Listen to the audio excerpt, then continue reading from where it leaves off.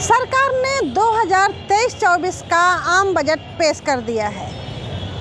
तो चलिए जानते हैं बिहार के लोगों से कि उनको किस तरह की उम्मीदें थीं। खैर, बहुत ज़्यादा तो लोगों को जानकारी ही नहीं है कि बजट क्या है, लेकिन जो लोगों को जानकारी है वो क्या इस पर अपनी राय दे रहे हैं। सरकार ने अभी आम बजट पास किया है, तो आप जैसे किसान हैं तो किसानों के लिए कुछ रखा है? आपको कुछ नहीं रखा है। हम लोग को किसान को क्रेसिस किया जाता है, कुछ सरकार से फ़ायदा होने वाला नहीं है। खाद नहीं मिलता है समय पर, हम लोगों को बीज नहीं मिलता है।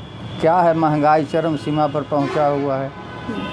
किसान लोगों को कोई मुहैया नहीं मिल पाता है।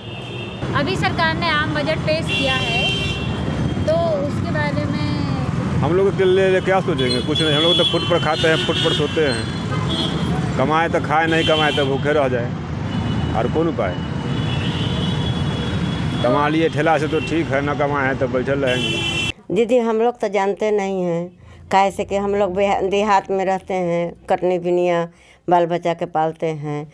अभी देखिए, हम पास तो हुआ है, अभी बिजली बिल हमारा 12,000 रुपया आया है। 200 रुपया मजूरा है, मेरा पति 200 रुपया कमाते हैं।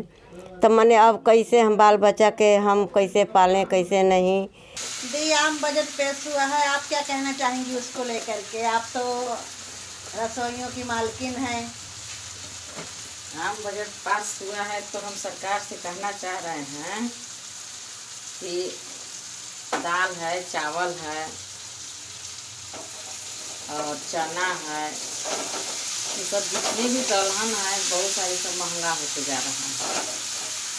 और हम लोग जो है कि सब्जी चावल खा खा कर किसी तरह दिन बिता रहे हैं।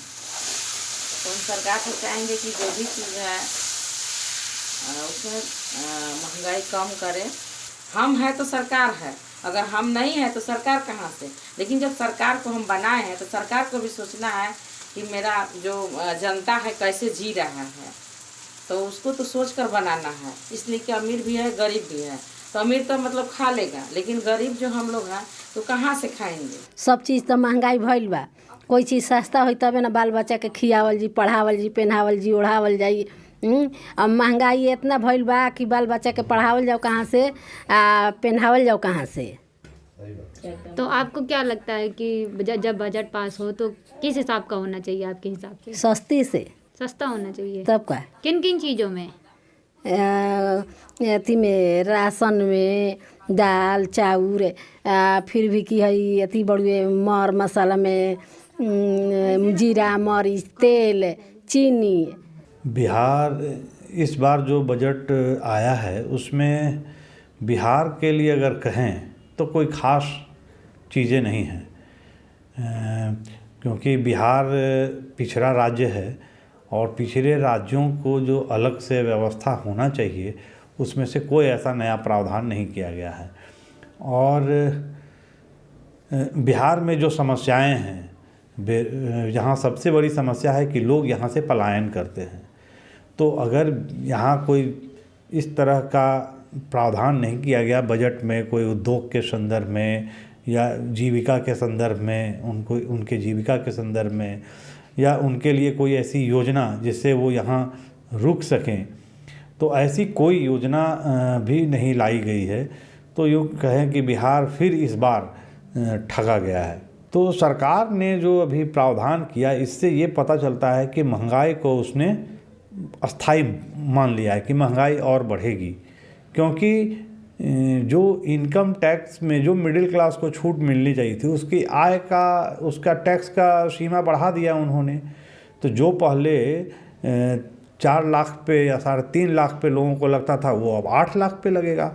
यानी रुपया का जो अवमूल्यन हुआ है, रुपया का जो डॉलर के मुकाबले कमज़ोर हुआ, तो उसके संदर्भ में इसको एड्रेस नहीं किया गया और महंगाई के संदर्भ में कोई एड्रेस नहीं किया गया। और इससे ये पता चलता है कि सरकार ने इसको स्वीकार कर ली है कि महंगाई रहेगी और महंगाई हम आगे भी बढ़ाएंगे। तो बिहार में बेरोज़गारी बहुत ज़्यादा है और देश में भी अभी बेरोज़गारी है।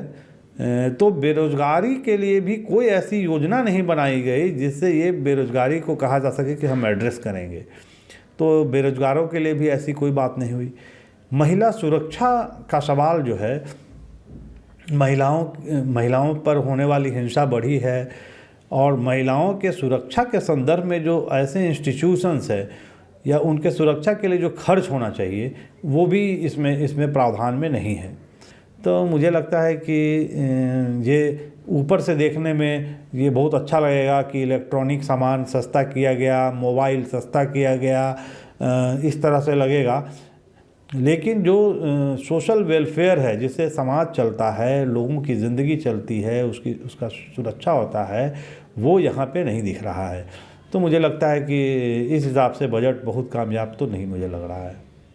खबर लहरिया, आपकी खबर आपकी भाषा।